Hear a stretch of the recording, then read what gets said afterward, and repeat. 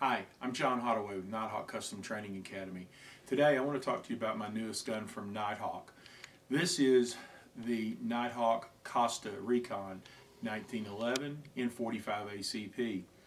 What I like about this gun is, first of all, it's a kind of a departure from Nighthawk on some of their other things. This is what they call their signature series guns, and this was designed by Costa. And I, at first, have never been a real fan of signature series guns because I always wanted to design the gun the way I wanted, and I thought that's the cool part about having a 1911 from a custom gun maker, is you can kind of go in there and pick out from the box of parts what you like and have them assemble it and make it the way you want. But this one, I ordered this gun right out of the page in the web page and said, this is the gun I want. And I want to show you a couple of features, and I want to say that I really believe Chris did a great job with this gun. I think that the gun is more than the sum of its parts. I think he's really put together something great here.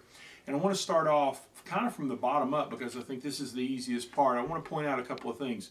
This has the one-piece steel magwell / main spring housing. So this is one piece of steel and it's machined out, so not two pieces. The next thing is one piece machined steel beaver tail grip safety. And then as you go up, what you'll notice about this gun is these are VZ custom grips, and I'll show you here. This has the little relief here for your thumb to come over and catch the magazine release, and then ambidextrous safety on the gun. Works really fine.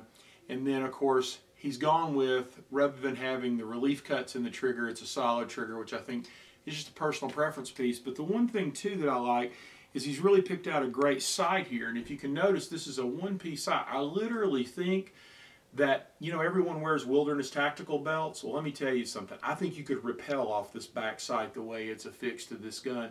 And then with a really clean tritium front sight. Now, if you notice here, and it's really probably kind of hard to see, they've radius cut the sides of the top of the slide on this. So although you will notice that this has a light rail on the bottom of it, boys and girls, check that out, look at that. The weight has been compensated so you don't give anything up by having this other steel except this. You've taken the weight and lowered it in the gun, and the reciprocating mass has been reduced to compensate for it. I just want to say this, I have owned a number of 1911 guns in my time. And what I can tell you is this is my favorite 1911 in .45 that I have ever owned, bar none. And I've owned plenty of 1911s from famous pistol smiths out there. I've owned, you know, Colts, I've owned, you name it, I've owned it. And this is my favorite gun. A couple of other things that I just wanted to point out on this gun, and I'm going to go ahead and run the slide back here. You'll notice that the recoil guide rod here is set up for the Everlast, which is a flat wire spring. The thing that I think the flat wire spring gives you is two things. It lets you know that you're probably never going to have to replace that spring for most users. And the second thing is because it's a flat wire spring rather than a coiled spring, the tension on the spring is constant all the way through the stroke. So what that means is that it has a lower felt recoil on the gun, and it's a more consistent stroke back and forth, which as a shooter means that from shot to shot I have a more predictable response in my hand. In short, this is a great gun. Yes, I know they cost a lot of money, and yes, they're really worth it. John Hodoway, Nighthawk Custom Training Academy, out.